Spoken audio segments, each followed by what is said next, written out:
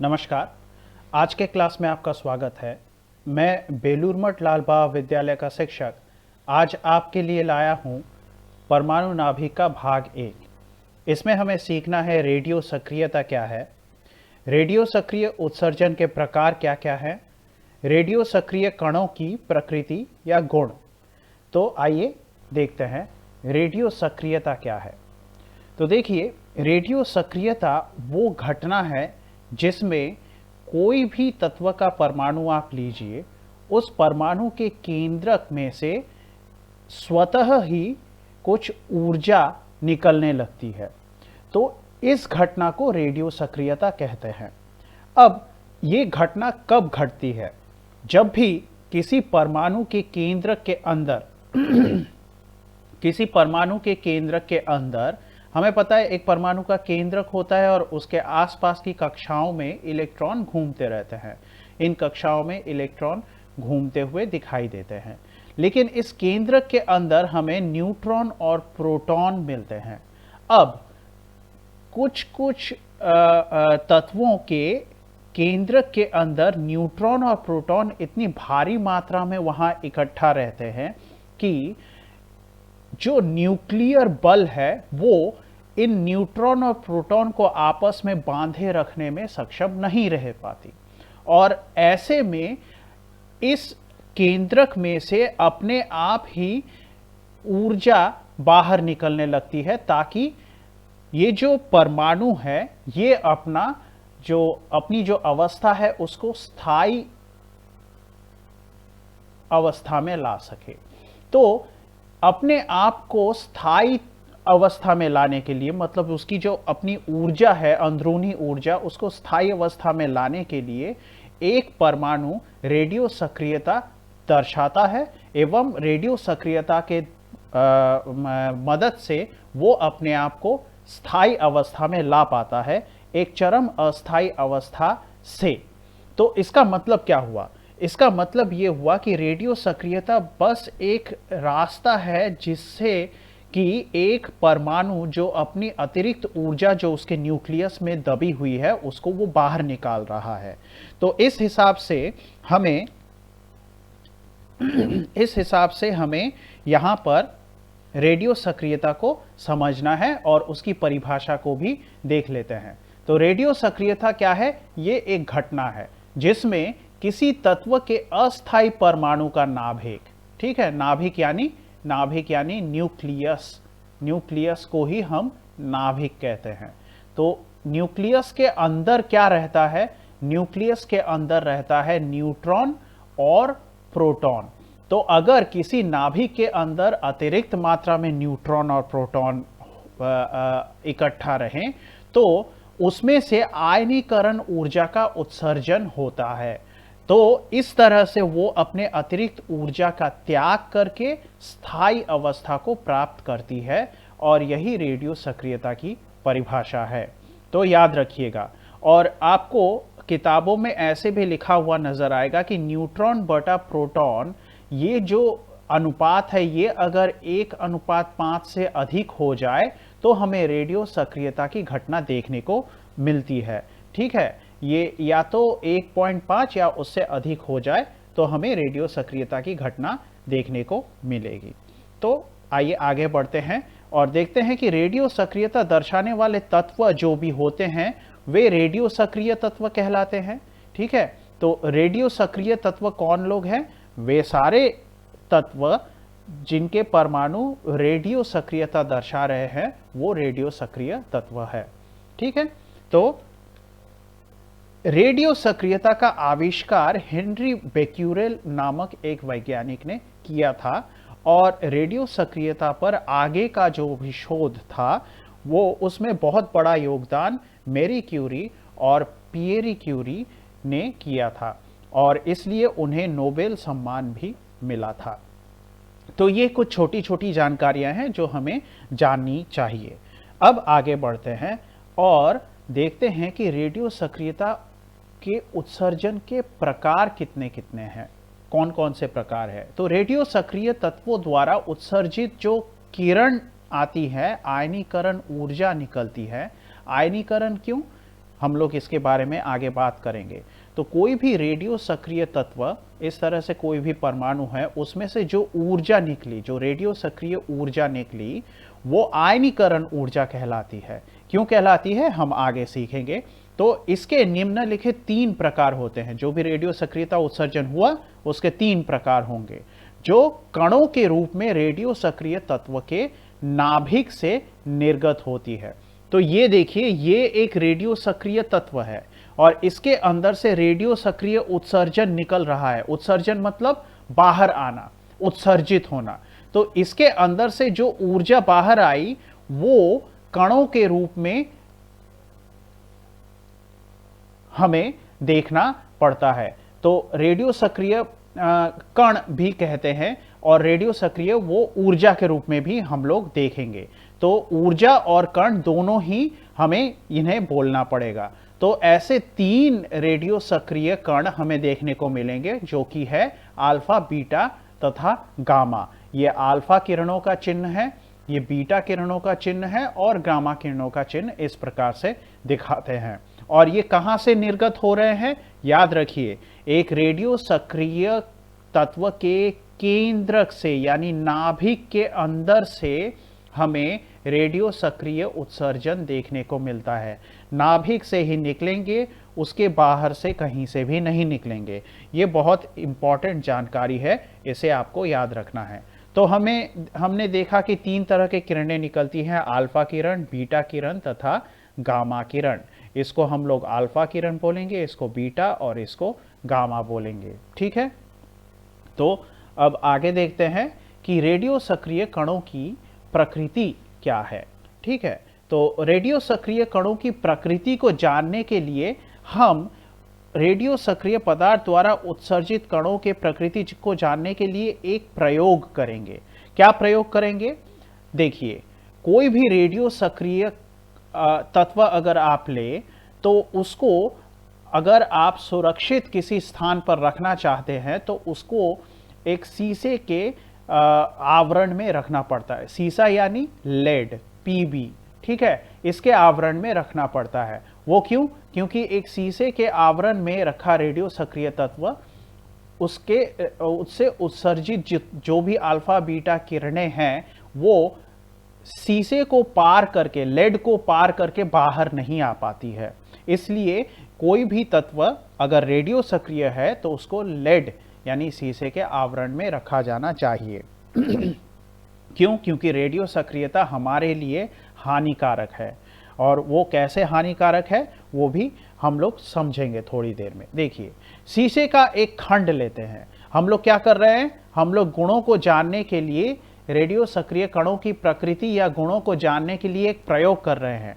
तो हमने शीशे का एक खंड लिया इस तरह से, और उस खंड के बीच में इस तरह से एक छोटी सी जगह काट के निकाल दी, और इस जगह के अंदर हम लोग अपना रेडियो सक्रिय तत्व इस तरह से रख देते हैं। तो रेडियो सक्रिय जो पदार्थ है उसको हमने इस शीशे के खंड में, ये जो छोटी सी जगह है यहाँ पे काट के यहाँ पे डाल दिया।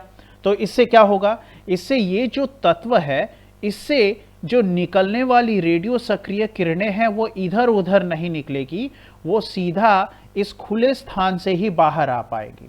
तो इससे हमें क्या करने का मौका मिल जाएगा, प्रयोग करने का मौका मिल जाएगा नियंत्रित रूप में। हम लोग इसको नियंत्रण कर पाएंगे कि ये रेडियो सक्रिय उत्सर्जन कहाँ से हो पा रहा है। तो वो रेडियो सक्रिय उत्सर्जन सिर्फ इस खुले स्थान से ही हो पाएगा और कहीं से नहीं हो पाएगा। तो इस तरह से ये रेडियो सक्रिय तत्व यहाँ पे रखने के बाद हम क्या करेंगे, हम विद्युत आवेशित प्लेट, ये जो कण यहाँ से रेडियो सक्रिय किरणें उत्सर्जित करेंगी, तो इसके रास्ते के आसपास हम लोग विद्युत आवेशित प्लेट इस तरह से रख देंगे और इनमें हम इस तरह से आवेश, विद्युत का आवेश दे देंगे। एक प्लेट को पॉजिटिव आवेश दे दिया, एक प्लेट को नेगेटिव आवेश दे दिया। ठीक है, और भी प्रयोग में क्या किया जाता है, इस जगह पे यहां पे चुंबकीय क्षेत्र लगाया जाता है और फिर यहां पे चुंबकीय क्षेत्र लगाने के बाद उसके आगे में एक फोटोग्राफिक प्लेट रख दिया जाता है। ये है मान लीजिए फोटोग्राफिक प्लेट। तो ये क्यों किया जाता है ये आगे थोड़ी देर में साफ हो जाएगा जैसे जैसे मैं आपको समझाऊंगा। तो देखिए यहां पे रेडियो सक्रिय जो पदार्थ रखा गया है इससे जो निकलने वाली किरणें हैं ये सीधी उसमें से जाकर यहां पर पड़ेंगी। ठीक है, ये रेडियो सक्रिय किरणें सीधी जाकर फोटोग्राफिक प्लेट पे पड़ी। लेकिन इन किरणों के आसपास हमने कुछ देखे रखा है। क्या? विद्युत आवेशित प्लेट तथा चुंबकीय क्षेत्र भी यहां पे देके रखा है। तो इससे क्या होगा, ये जो किरण है ये और अपने यहां पे कुछ भाग में बढ़ जाएगी। कैसे? इस प्रकार से बढ़ जाएगी। देखिए एक किरण निकली थी लेकिन इसके 3 अलग अलग रास्ते हो गए। एक सीधी निकल गई, एक ऊपर की तरफ इस तरह से मुड़ी, एक नीचे की तरफ। ऊपर की तरफ मतलब कौन से प्लेट की तरफ? धनावेशित प्लेट की तरफ मुड़ गई। और नीचे के प्लेट की तरफ मतलब ऋणावेशित प्लेट की तरफ ऐसे मुड़ गई। तो इससे हमें यह निष्कर्ष मिलता है, ये जो प्रयोग हमने किया इससे हमें कुछ बातें ऐसी पता चलती है कि यहां से निकलने वाली किरणों में से कुछ कण ऐसे थे जो कि ऋणावेशित थे, तभी तो वो धनावेशित प्लेट के तरफ आकर्षित हो गए, है ना। अगर ये ऋणावेशित नहीं होते तो धनावेशित प्लेट की तरफ आकर्षित नहीं होते। अच्छा, ये एक बात हो गई। ठीक उसी तरह से इन किरणों के अंदर कुछ कण ऐसे भी थे जो धनावेशित थे, इसीलिए वे ऋणावेशित प्लेट की तरफ आकर्षित हो गए। ठीक है, ये धनावेशित कण है इसीलिए ये ऋणावेशित प्लेट की तरफ आकर्षित हो गए, ऐसे मुड़ गए। ठीक है, ऐसे मुड़ गए। तो क्यों? क्योंकि इस तरफ का प्लस आवेश इनको खींचता रहा लेकिन ये अपने रास्ते को पकड़े रहे और गतिज जड़ता इनमें तभी भी थी, तो ये अपने रास्ते से थोड़ा सा हट गए लेकिन फिर भी आगे बढ़ते रहे और प्लेट में जाकर यहां पर पड़ते हैं। ठीक उसी तरह से ऋणावेशित प्लेट जो है वो भी धनावेशित कणों को अपनी ओर खींच रहे थे लेकिन गतिज जड़ता के कारण वो रुके नहीं, वो आगे बढ़ते गए लेकिन अपने रास्ते से मुड़ गए और प्लेट में यहां पर जाकर वे गिरते हैं। लेकिन ये जो तीसरा प्रकार का कण है, ये तीसरा रेडियो सक्रिय उत्सर्जन है, ये ना तो धनावेशित प्लेट की तरफ ना ही ऋणावेशित प्लेट की तरफ मुड़ पाया, ये सीधा ही निकल गया और सीधा सीधा जाकर फोटोग्राफिक प्लेट पे गिर गया। तो इस तरह से हमें 3 अलग अलग प्रकार के उत्सर्जन देखने को मिले। तो जाहिर सी बात है कि ऐसे ऋणावेशित आवेशन उत्सर्जन मिले, धनावेशित उत्सर्जन मिले और एक अनावेशित मतलब इसमें कोई आवेश नहीं है, इसमें कोई आवेश नहीं है। तो यहां पर जो ऋणावेशित कण थे उन्हें बीटा कण कहा गया, जो धनावेशित कण थे उन्हें अल्फा कण कहा गया और जो अनावेशित कण थे जिनमें कोई आवेश नहीं था उन्हें गामा कण कहा गया। सिर्फ इतना ही नहीं, हमें 3 अलग अलग प्रकार के उत्सर्जन मिले और उन पर आवेश कितना है वो मिल गया। लेकिन इससे और भी ज्यादा कुछ बातें साफ हुई। क्या बातें साफ हुई वो ध्यान से अगर हम इस प्रयोग में दिखाए गए चित्र को देखें तो समझ में आएगा। देखिए, ध्यान से देखिए, यहां से 3 तरह की किरणें आई लेकिन इन किरणों को साइड से ये जो प्लेट है इनके द्वारा आकर्षण बल इन पर लगा। इस आकर्षण बल के लगने पर बीटा किरण देखिए ज्यादा मुड़ा अपने रास्ते से, अल्फा किरण थोड़ा सा कम मुड़ा, है ना। अपने रास्ते से बीटा कण ज्यादा दूरी तक मुड़ गए। तो इससे ये क्या हम लोग इससे क्या पता लगा सकते हैं? इससे हम ये पता लगा सकते हैं कि ये जो अल्फा कण है ये जरूर भारी कण है। क्यों? क्योंकि इन पर जो खिंचाव पैदा हुआ, जो आकर्षण बल लगा, उसने इनको अपने रास्ते से ज्यादा नहीं मोड़ा। लेकिन बीटा कण अल्फा कण की तुलना में हल्के हैं, इसीलिए ये जो आकर्षण बल बीटा कण के ऊपर लगा इसने इन्हें बहुत ज्यादा मोड़ दिया, अल्फा कणों से ज्यादा मोड़ दिया। तो इसका मतलब हम क्या कहेंगे? इसका मतलब हम ये कहेंगे कि जो अल्फा कण है वो बीटा कण से वजन में भारी है। इतना भी साफ हो गया हमारे इस प्रयोग से। ठीक है। दूसरी बात ये हमें देखने को मिली कि यहां पर जब इन तीनों किरणों को साथ में छोड़ा गया तो देखा ये गया कि सबसे पहले गामा कण जाकर फोटोग्राफिक प्लेट पर पड़ते हैं और इससे ये सिद्ध हो गया कि इन सब में गामा कण सबसे तेज है। तो इस प्रकार से हमें ये सब कुछ एकदम सीधी सीधी बातें पता लग गई। बहुत सी बातें जो कि इनके आवेश के बारे में हमें पता लग गई है ना, कि बीटा कण ऋणावेशित है, अल्फा कण धनावेशित है और गामा कण में कोई आवेश नहीं है। इनके वजन के बारे में भी पता लग गया कि अल्फा कण बीटा कण से भारी होते हैं। साथ ही साथ इतना भी पता लग गया कि गामा कण का जो उसका जो गतिवेग है वो इन दोनों से बहुत ज़्यादा है। ठीक है। तो रेडियो सक्रिय कणों की जो प्रकृति है वो कुछ इस प्रकार से हमें समझ में आई। तो प्रयोग से क्या निष्कर्ष निकला? 3 प्रकार के रेडियो सक्रिय किरण होते हैं, है ना। अपने रास्ते से ऐसे जब अलग हुए थे तो 3 अलग अलग किरणें निकली थी। तो प्रयोग से ये निष्कर्ष पहला निकलता है कि हमें तो 3 प्रकार के रेडियो सक्रिय किरण मिलते हैं। दूसरा क्या? वह रेडियो सक्रिय किरण जो ऋणात्मक प्लेट की तरफ मुड़ता है उसे अल्फा किरण कहते हैं। ऋणात्मक प्लेट द्वारा आकर्षित होने से यह सिद्ध क्या हुआ कि अल्फा किरण धनावेशित कणों से बने हैं। आगे और क्या? अल्फा किरण विद्युत तथा चुंबकीय क्षेत्र में विक्षेपित होते हैं, मतलब अपने रास्ते से मुड़ जाते हैं। ठीक है। तो हमने देखा था कि विद्युत जो प्लेट पे आवेश लगा हुआ था तो अल्फा किरण क्या हुई थी? अल्फा किरण ऋणावेशित प्लेट की तरफ मुड़ी थी, है ना।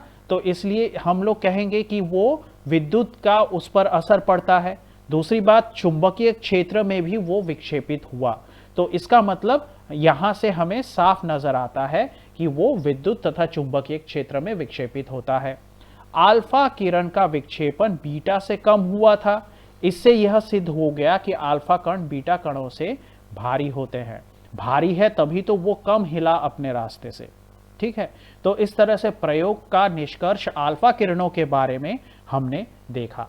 अब आगे प्रयोग का निष्कर्ष बीटा किरणों के बारे में क्या देखते हैं कि वह रेडियो सक्रिय किरण जो धनात्मक प्लेट की तरफ मुड़ता है उसे हम बीटा किरण कहते हैं। धनात्मक प्लेट द्वारा आकर्षित होने से यह सिद्ध होता है कि बीटा किरण क्या है? ऋणावेशित है, तभी तो वो धनात्मक प्लेट की तरफ मुड़ गया। आगे बीटा किरण विद्युत तथा चुंबकीय क्षेत्र में विक्षेपित होते हैं, यह भी हमने देख लिया प्रयोग में।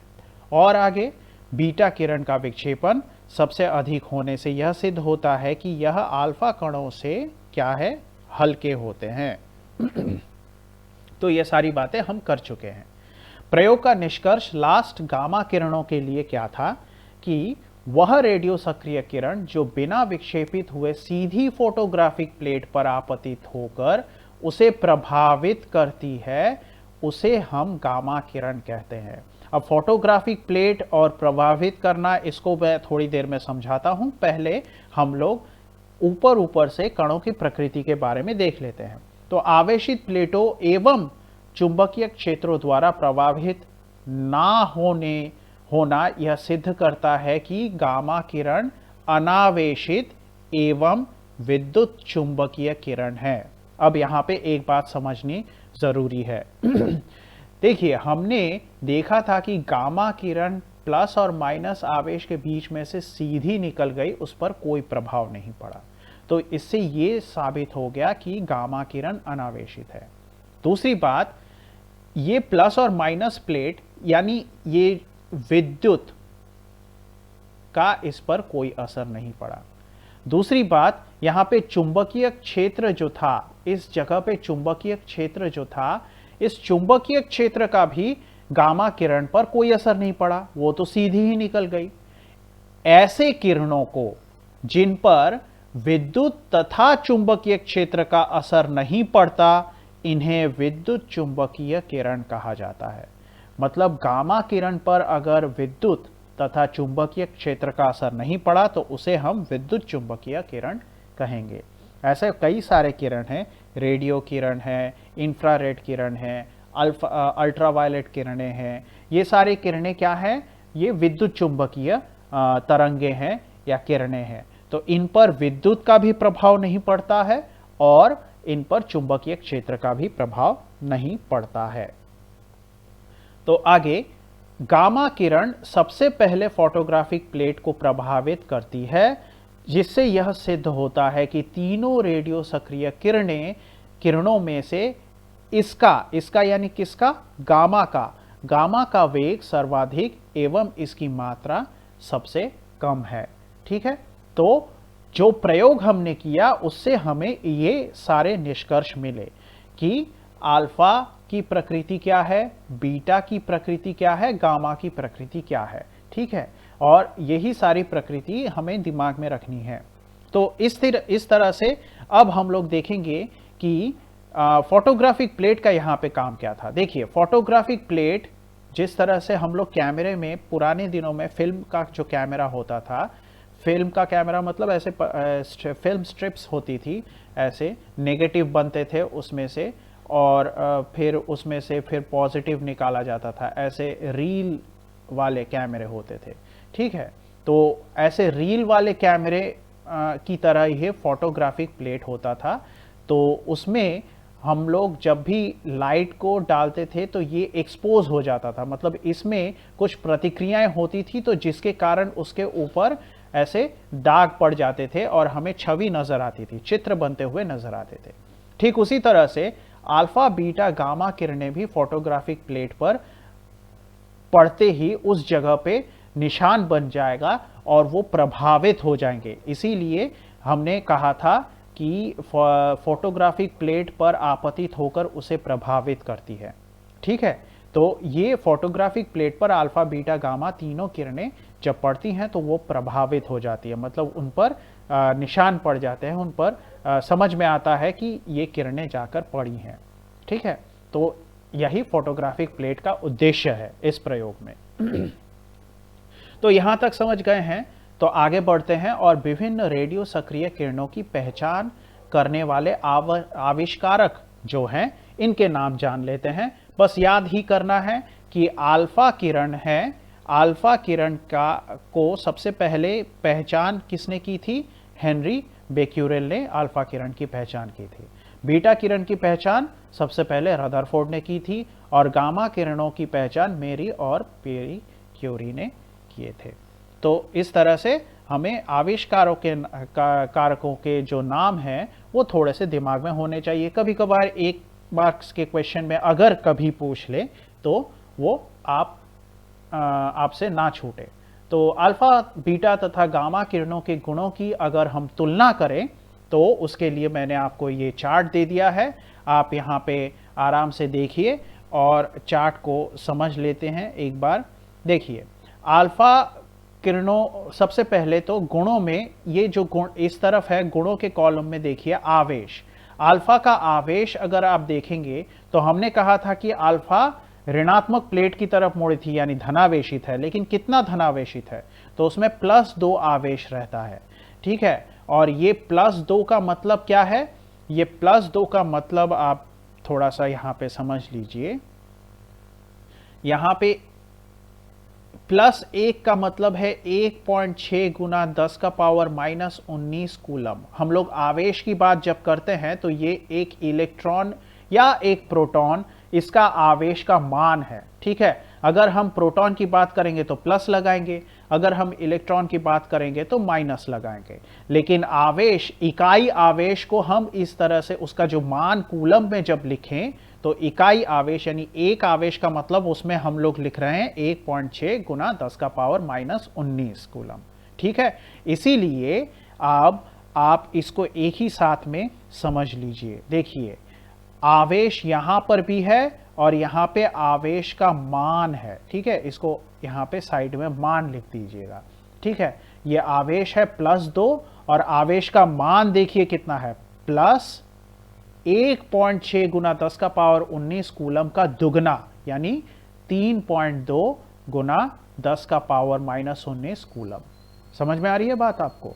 ठीक है। ठीक उसी तरह से आप देखिए बीटा किरणों का जो आवेश है वो -1 है, और एक आवेश, इकाई आवेश का मान मैंने आपको क्या बताया था, 1.6 गुना 10 का पावर -19 कूलम। तो यहां पे बस क्या है, माइनस में है, तो माइनस, देखिए आवेश का मान -1.6 गुना 10 का पावर -19 कूलम। ठीक है। अब गामा की बात करते हैं तो हमें यह पता है कि वो अनावेशित तथा विद्युत चुंबकीय किरण है, और साथ ही साथ मैंने आपको यहां पे एक्स किरणों की भी प्रकृति दे दी है, ताकि आपको आगे जाके जब हम लोग पढ़ेंगे विद्युत चुंबकीय किरणों के बारे में तो आपको थोड़ा सा आगे की और जानकारी यहां से ही मिल जाएगी। तो एक्स किरणें, जो एक्सरे हैं, जो कि हमें हमारे शरीर की एक्सरे कभी कभी हम लोगों को करानी पड़ती है, तो वो किरणें जो हैं वो अनावेशित एवं विद्युत चुंबकीय होती है। गामा की ही तरह उनकी भी जो प्रकृति है वो अनावेशित एवं विद्युत चुंबकीय है। आगे इनकी मात्रा, अल्फा किरण की मात्रा कितनी है? अब देखिए मात्रा ब्रैकेट में एटॉमिक मास यूनिट लिखा हुआ है, AMU, एटॉमिक मास यूनिट। इसका मतलब यह है कि एटॉमिक मास यूनिट का मतलब एक प्रोटॉन की जितनी भी मात्रा है उस मात्रा को हम लोग इकाई मात्रा मान लेते हैं, यानी वही हमारे लिए एटॉमिक मास यूनिट है। तो हम एक प्रोटॉन की मात्रा के साथ इन सब की तुलना करेंगे। अब देखिए एक प्रोटॉन की तुलना में अल्फा कण 4 गुना ज्यादा भारी है। ठीक है। तो एक प्रोटॉन की तुलना में अल्फा कण का जो मान है, मात्रा, वो एटॉमिक मास यूनिट में क्या है, 4 हम लिखेंगे। एक बीटा कण प्रोटॉन की तुलना में 1/2000 गुना है, मतलब वो प्रोटॉन से हल्का है। कितना? 2000 भाग हल्का है प्रोटॉन से एक बीटा कण। अगर आप गामा किरणों की मात्रा देखें तो आपको गामा किरणों की मात्रा लगभग ना के बराबर यानी 0 मिलेगी, और एक्स किरणों की मात्रा भी आपको प्रोटॉन की तुलना में 0 मिलेगा। ठीक है, मतलब इनकी मात्रा लगभग ना के बराबर है। अब आगे भेदन क्षमता देखिए, एक्स किरणों के बारे में आप जानते ही हैं, भेदन क्षमता को आप यहां से ही समझना शुरू कीजिए। एक्स किरण का प्रयोग आपने कैसे होते हुए देखा है?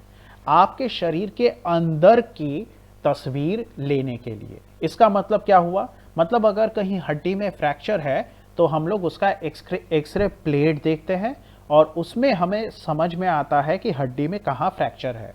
इसका मतलब ये है कि जो एक्स किरणें हैं वो हमारे शरीर को भेद कर हमारी हड्डियों तक पहुंच जाती है और फिर हड्डियों से टकराने के बाद वापस आती है, और उससे हमें पता लगता है कि कहां कहां पर हड्डी में फ्रैक्चर है। ठीक है, तो इसका मतलब क्या हो गया? एक्स किरणों की भेदन क्षमता हमारी जो चमड़ी है, हमारी जो मांसपेशियां हैं, उसको पार करने की होती है।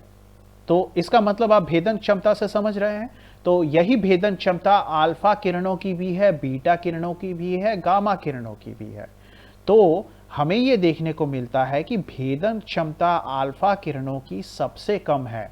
इन सब की तुलना करें तो भेदन क्षमता अल्फा किरणों की सबसे कम, बीटा की भेदन क्षमता अल्फा किरणों से अधिक होगी, गामा की अल्फा और बीटा दोनों से अधिक होगी, और एक्स किरणों की, हम लोग जब एक्स किरणों की बात करते हैं तो हम लोग एक्स किरणों को तैयार करते हैं बहुत बड़ा विभव में अंतर डालकर। ठीक है, एक प्लेट से दूसरे प्लेट में विभव में अंतर डालकर, और वो विभवांतर जितना ज्यादा होता है एक्स किरणों की जो भेदन क्षमता है वो उतनी ही तीव्र हो जाती है, उतनी ही ज्यादा हो जाती है। तो विभवांतर पर निर्भर करता है। विभवांतर अगर बहुत ज्यादा है तो एक्स किरणों की भेदन क्षमता को हम लोग बोलेंगे हार्ड एक्सरे, यानी वो बहुत दूर तक भेद कर पाएगी। अगर विभवांतर कम है तो हम लोग उन्हें बोलेंगे सॉफ्ट एक्सरेज। तो वो ज़्यादा दूर तक भेद नहीं कर पाएगी। ठीक है। उसके बाद आयनीकरण क्षमता, ये हमने कुछ स्लाइड्स पहले बात की थी कि अल्फा बीटा और गामा किरण ये आयनीकरण किरणें हैं। ये आयनीकरण किरणें कैसे हैं, अब हम लोग वो समझेंगे। देखिए, मान लीजिए अल्फा किरण को आप किसी माध्यम में से भेज रहे हैं, माध्यम यानी वो हवा, पानी, कुछ भी हो सकता है। तो वो जिस भी माध्यम से जाएगी, ये किरण जिस भी माध्यम से जाएगी, उस माध्यम में जितने परमाणु होंगे, उन परमाणुओं से टकराकर, मतलब उसके रास्ते में जितने परमाणु आएंगे उनसे टकराकर वो निकलने की कोशिश करेगी। अब आप सोचिए कि इसकी भेदन क्षमता कम है, मतलब क्या हुआ, अगर ये भेदन कम कर रही है, भेद कम रही है, तो इसका मतलब ये ज्यादा टक्कर खा रही है। ठीक है, ये अपने रास्ते में आने वाले परमाणुओं से बहुत ज्यादा टक्कर खा रही है। और जब भी अल्फा किरणें किसी परमाणु से टक्कर खाएंगी, तो उस परमाणु के जो इलेक्ट्रॉन है कक्षा में घूमते हुए, उसको ठोकर मार के बाहर निकाल देते हैं। और जैसे ही किसी परमाणु से इलेक्ट्रॉन अलग हो जाते हैं, वो जो बचा रहा, वो जो परमाणु पीछे छूट गया, वो एक आयन बन जाता है। और इसीलिए हम लोग अल्फा बीटा गामा किरणों की आयनीकरण क्षमता देख रहे हैं। तो अगर अल्फा की भेदन क्षमता कम है, मतलब वो बहुत ज्यादा टक्कर खाते हुए आगे जा रहा है, और बहुत ज्यादा टक्कर खाते हुए आगे जा रहा है, तो मतलब वो सबसे ज्यादा आयन बना रहा है। तो इसका मतलब आप भेदन क्षमता को आयनीकरण क्षमता के साथ जोड़िएगा। भेदन क्षमता कम मतलब बहुत ज्यादा टक्कर मार रहा है, तभी तो वो अपने रास्ते में रुक जाएगा, भेद नहीं कर पाएगा। तो इसलिए वो जितने परमाणुओं से टक्कर खाते हुए आगे जा रहा है, उतने ज्यादा आयन तैयार कर रहा है। अब जाहिर सी बात है, अगर बीटा की भेदन क्षमता अल्फा किरणों से अधिक रही, तो इसका मतलब वो अल्फा किरणों से तुलना में कम टक्कर खाएगा जिस भी माध्यम से जाएगा। तो और अगर कम टक्कर खा रहे हैं, तो अल्फा किरणों से वो संख्या में कम आयन बनाएंगे।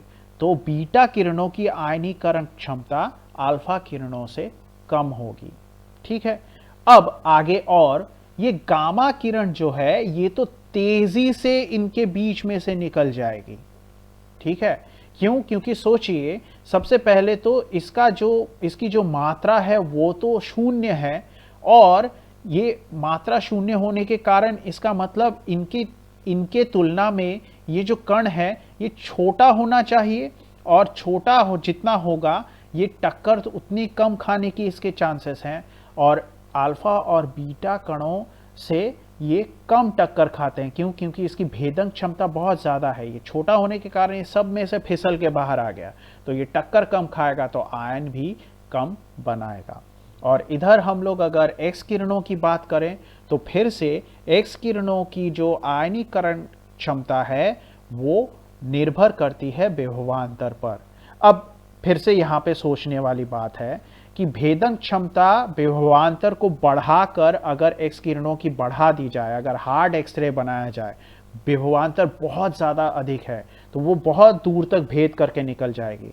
तो ऐसे बहुत दूर तक भेद करके निकलने वाले किरणों की आयनीकरण क्षमता क्या होनी चाहिए? कम होनी चाहिए। ठीक उसी तरह से अगर विभवांतर कम हो जाए, तो भेदन क्षमता क्या हो जाएगी? वो भी कम हो जाएगी। और भेदन क्षमता कम होना यानी अपने रास्ते में आने वाले सारे रुकावटें उनसे टकरा रही हैं, और उनसे टकरा रही हैं तो आयनीकरण क्षमता भी बढ़ जाएगी। तो इस हिसाब से विभवांतर पर निर्भर करता है एक्स किरण कितने आयन बनाएगी या कितने नहीं बनाएगी। और इधर अब गतिज ऊर्जा की बात करें, तो गतिज ऊर्जा में अल्फा किरण की गतिज ऊर्जा बीटा किरणों से ज्यादा होती है, बीटा किरणों की अल्फा किरणों से कम होती है, और गामा किरणों की प्रकाश का गतिवेग होता है, यानी अल्फा और बीटा किरण से अधिक। और एक्स किरणों का आप जितना ज़्यादा विभवांतर देंगे, उतना ज़्यादा उनका गतिवेग बढ़ता जाएगा। तो इस तरह से हमें अल्फा बीटा और गामा तथा एक्स किरणों के गुणों की तुलना देखने को मिली। तो रेडियो सक्रिय किरणों के उपयोग देख लेते हैं, बहुत ही आसान है। देखिए, सबसे पहले तो चिकित्सा क्षेत्र में रेडियो सक्रिय किरणों का उपयोग होता है। हमने बात की एक्सरेस की, ठीक है। कैंसर में भी रेडियो सक्रियता का प्रयोग किया जाता है, ठीक है, रेडिएशन थेरेपी बोलते हैं। तो इस तरह से हम लोग चिकित्सा क्षेत्र में देखते हैं। अब पेड़ पौधे, जंतु जानवर, इनके अंदर रासायनिक प्रतिक्रियाएं जो होती है, इन रासायनिक प्रतिक्रियाओं की शोध करने में भी और उनकी जो जानकारी है वो प्राप्त करने में भी रेडियो सक्रियता का उपयोग किया जाता है। अनाज तथा बीजों का संरक्षण करने में कैसे? मान लीजिए एक गोडाउन में अनाज इस तरह से जमा करके रखा गया है। अब इसमें मान लीजिए कि छोटे छोटे कीड़े या तो फिर सूक्ष्म जीव इसमें पनप रहे हैं, ठीक है। तो क्या करेंगे, इनके ऊपर अगर हम लोग रेडिएशन डालें तो ये जो सूक्ष्म जीव हैं, ये सारे के सारे सूक्ष्म जीव मर जाते हैं, जिससे कि अनाज सुरक्षित रहता है, संरक्षित रहता है। तो न्यूक्लियर रिएक्टर, रेडियो सक्रियता है तो न्यूक्लियर रिएक्टर में तो इसका प्रयोग होगा ही। तो इस तरह से वैज्ञानिक अनुसंधान में भी हम लोग रेडियो सक्रियता का प्रयोग करते हैं। तो यहाँ पर हमारा भाग 1 समाप्त होता है। अगर आपको क्लास पसंद आ रहे हैं तो लाइक, शेयर, सब्सक्राइब ज़रूर कीजिए और नोटिफिकेशन के लिए बेल आइकन को ज़रूर दबाइएगा। अगले क्लास तक पढ़ते रहिए। धन्यवाद।